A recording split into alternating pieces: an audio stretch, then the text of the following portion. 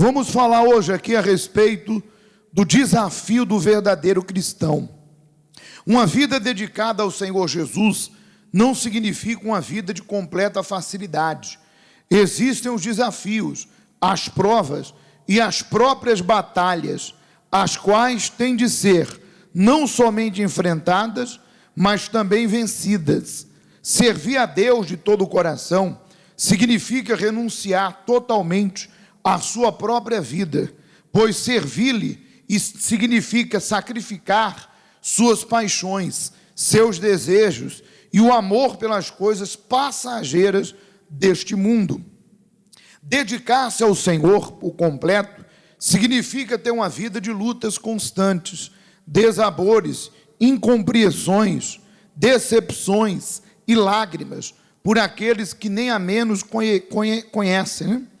Se o homem comum passa por momentos difíceis, imagine aqueles que o servem de todo o coração. Estes que o servem de todo o coração enfrentarão batalhas e viverão um estado de guerra constante contra Satanás e todo o seu reino. O melhor exemplo disso foi o próprio Senhor Jesus, que, mesmo sendo filho de Deus, foi tentado muitas vezes, mas em todas as etapas venceu, pois orava continuamente ao Pai. Ele, Jesus, nos dias da sua carne, que foram os anos aqui na terra, tendo oferecido com forte clamor e lágrimas e orações e súplicas a quem o podia livrar. Hebreus 5:7. E se o Filho de Deus precisava viver em constante consagração, imagine aquelas pessoas que o servem. Elas devem viver a todo instante buscando a ajuda do Senhor para vencer os seus momentos de lutas. Ponto. Preste bem atenção, por gentileza. Então, deixa eu explicar uma coisa para você. Por que há uma batalha tão grande? Veja que é automático. Quando uma pessoa está na igreja e ela não agrada a Deus, ela não se entregou, não casou com Jesus, não assumiu a fé. Gosta da igreja, gosta do pastor, gosta do trabalho da igreja, sente-se bem com as orações, gosta do ambiente, sente-se mais confortado diante das suas dores, mas não quer compromisso, não quer abandonar o pecado, não quer sepultar a velha criatura através do batismo nas águas e abraçar a fé em Jesus, não quer abrir mão do vício, da amante, da mentira, do orgulho, da vaidade, das más companhias. Quando a pessoa, ela gosta, mas não abraça a fé, é natural que as únicas lutas que ela vai ter são os problemas do mundo mesmo. Mas ela não vai ser perseguida por causa da sua fé. Porque entenda, as lutas aí fora é inerente à fé. Seja católico, espírita, ateu, todo mundo vai enfrentar lutas. E se eu quero Deus por mim, eu tenho que estar fiel a Ele para contar com Ele. Mas independente de qualquer coisa, de qualquer religião ou de professar qualquer fé, o ser humano vai enfrentar lutas. Mas as lutas, os desafios que aqui diz do verdadeiro cristão, não é as lutas do cotidiano, são perseguições do próprio mal, perseguições do inferno, que usa coisas e pessoas para tentar nos afastar de Deus. Veja que um dia eu e você estivemos na mão de Satanás. Nós estávamos nas trevas, servindo ao diabo. Nossa vida era dele. Porque a alma que vive no pecado, essa morrerá eternamente. Porque o salário do pecado é a morte. Então nós estávamos vivendo no pecado. Cedo ou tarde, nossa alma iria perecer na eternidade, sem Deus. Quer na nossa morte, quer na vinda de Cristo, nós iríamos se perder. Então, nossa vida já tinha destino certo. Qual era o nosso destino? Nós, que outrora estávamos no pecado, na mão do diabo, o inferno. Cedo ou tarde, nós iríamos para lá.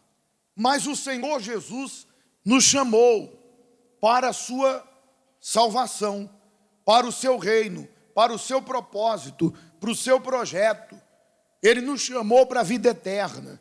Mas essa chamada requer de cada um aceite a proposta de Deus. Que proposta? Negue a si mesmo, tome a cruz e siga-me.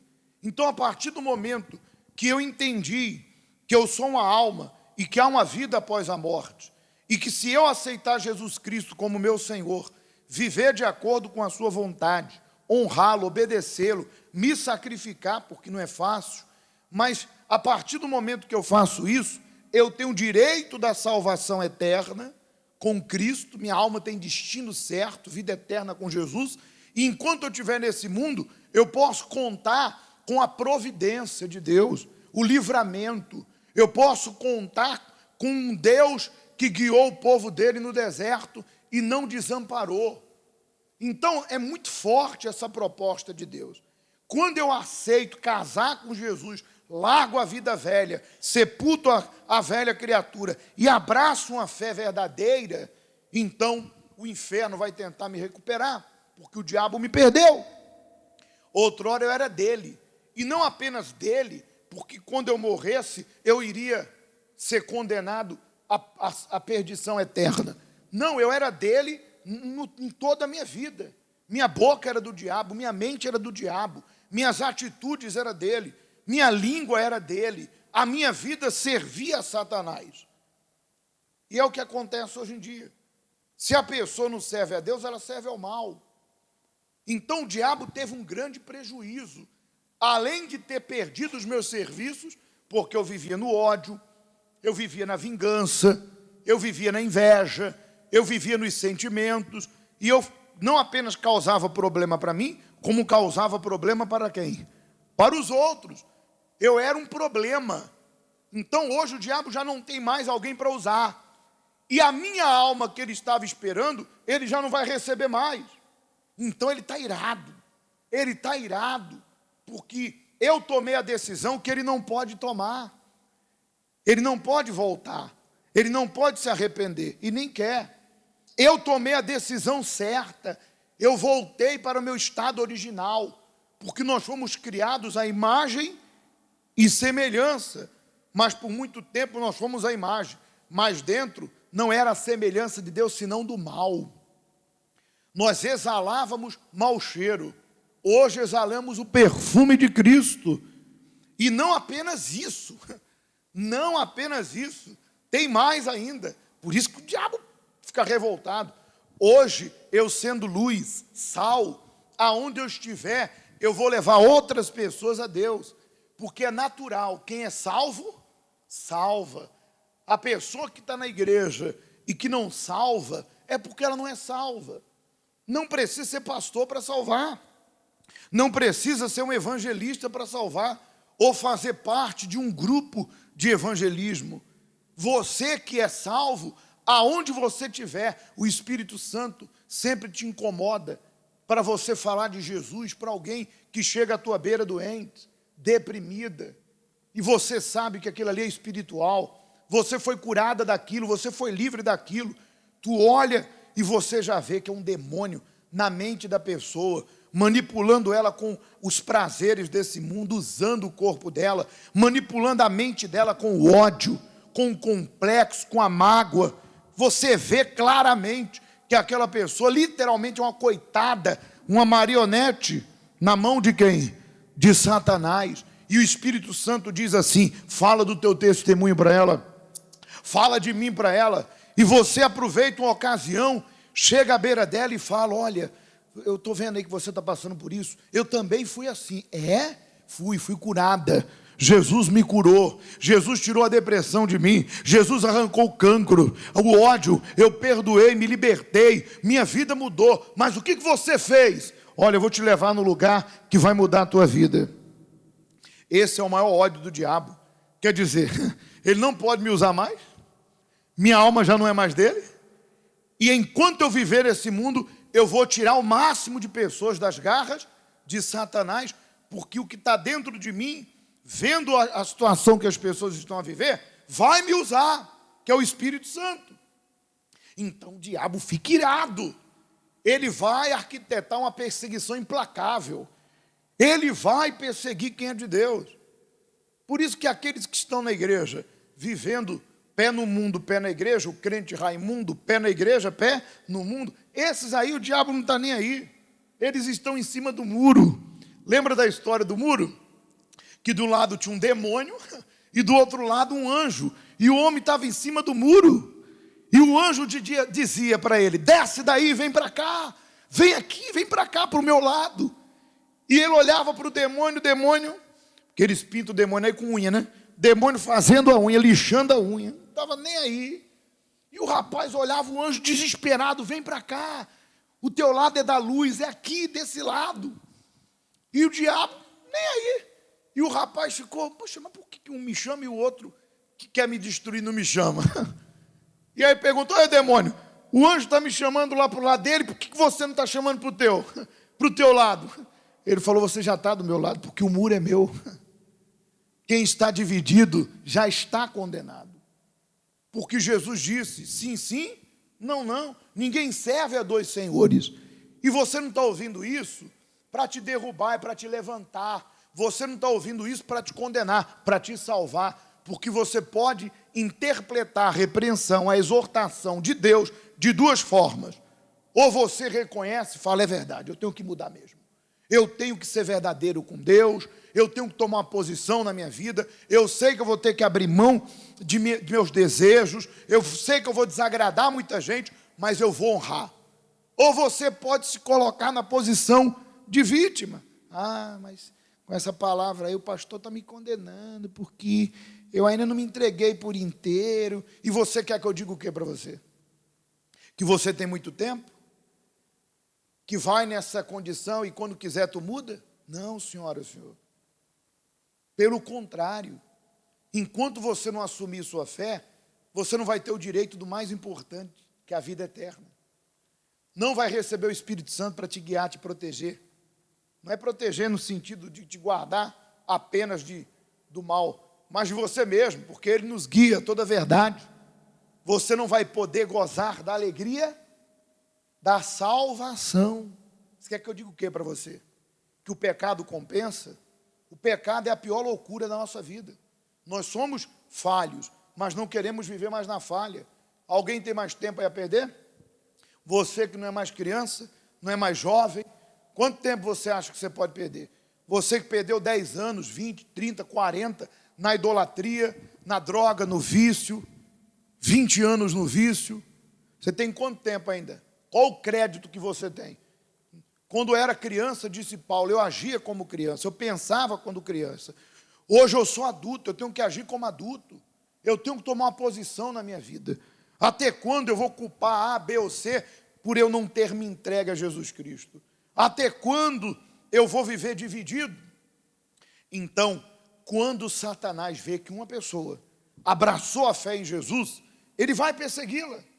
Ele vai usar a família, vai usar a sociedade, no trabalho, ele vai usar pessoas. Mas entenda, essas perseguições, esses desafios, eles fazem com que nós venhamos a amadurecer. Porque você que é salvo, como está escrito, aquele que é nascido de Deus vence.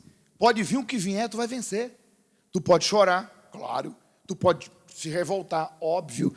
Você pode se entristecer com as decepções. Mas há algo dentro de nós que é mais forte do que o que está fora.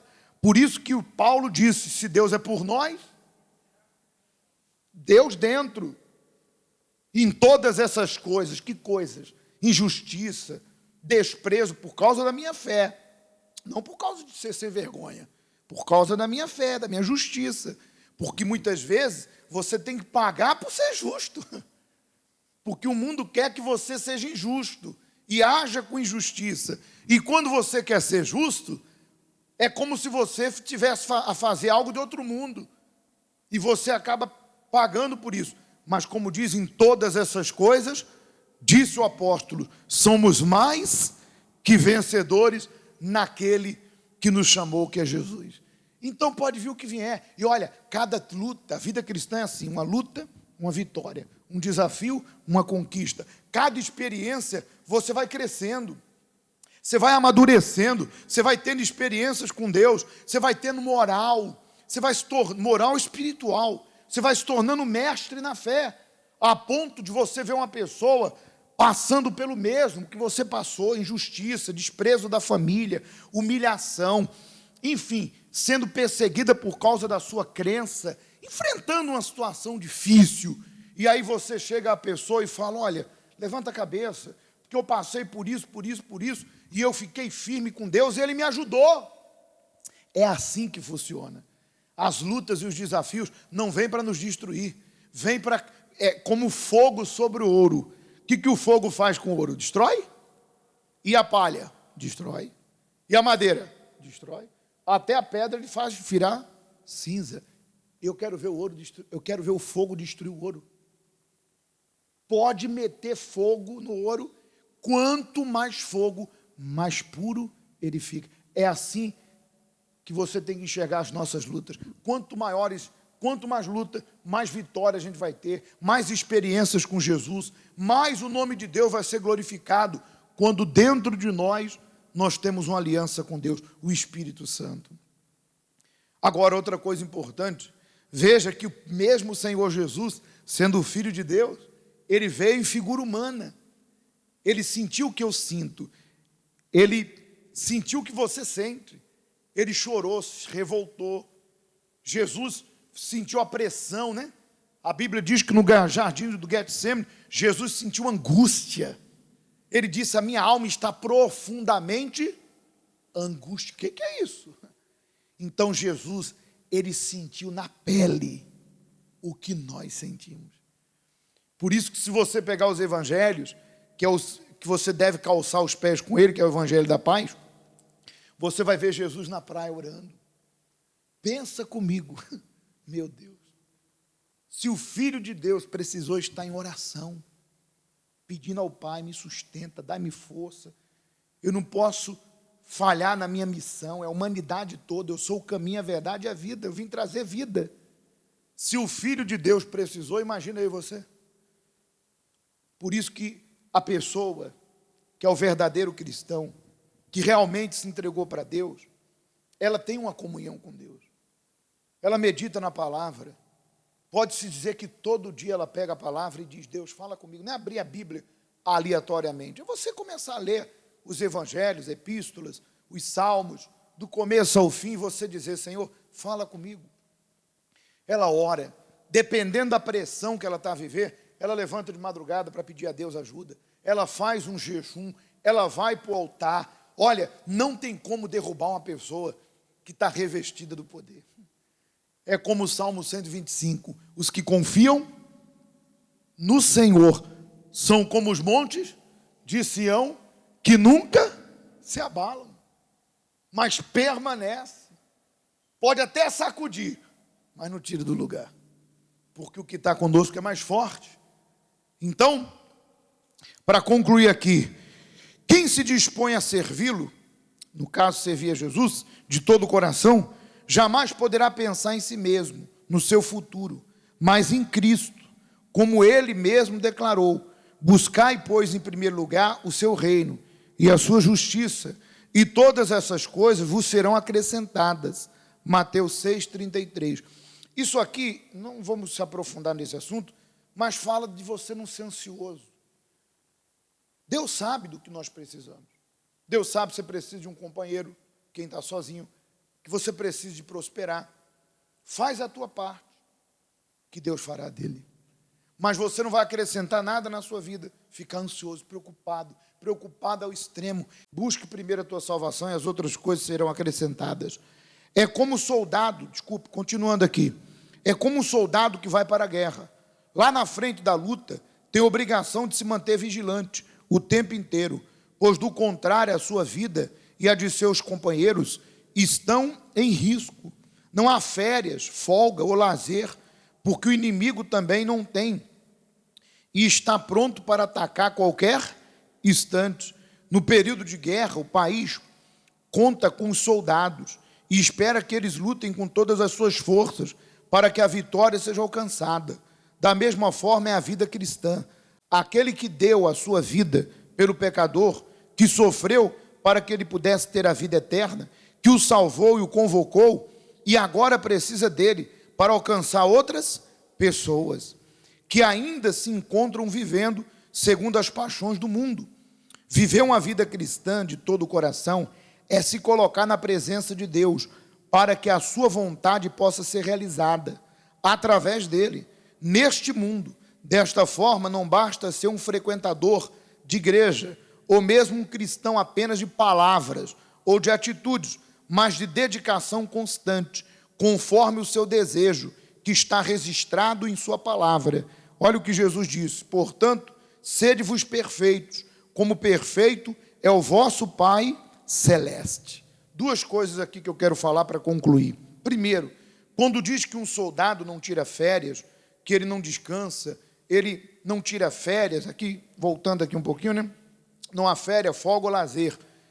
Isso aqui é no sentido espiritual, porque não há nada de errado você ter uma folga, você ter um lazer, você ter uma férias, até porque não teria lógica Deus dizer: comereis o melhor dessa terra, se eu não posso ir lá para desfrutar.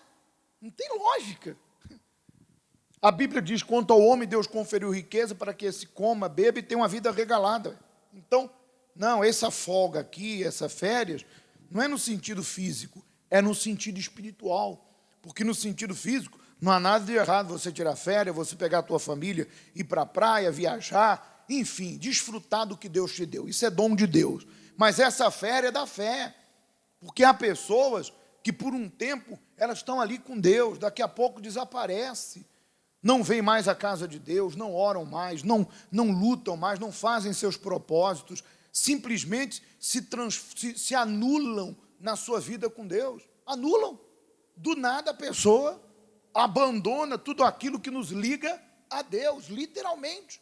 Há quem abandone do dia para a noite e há quem vá abandonando aos poucos, perdendo o primeiro amor, as primeiras obras, a primeira fé. É nesse sentido.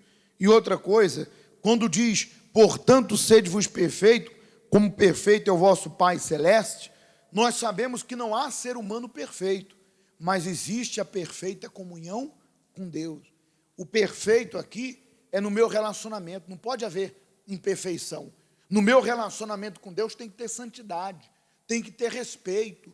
Lá no livro de Romanos 12 diz: transformai pela renovação da vossa mente, para que experimentei a boa, a agradável e perfeita vontade de Deus. O que Deus tem para mim é perfeito, não há nada imperfeito em Deus. Então, eu tenho que ter um relacionamento perfeito. E quando que isso acontece? Quando eu decido fazer o melhor para Deus, quando eu não aceito viver dentro da igreja dividido, quando eu me entrego na sinceridade. Agora, é claro, eu sou humano, posso errar, mas no meu relacionamento com Deus não pode haver imperfeição. Tem que haver sinceridade, tem que haver um pacto, uma entrega 100% verdadeira. Amém?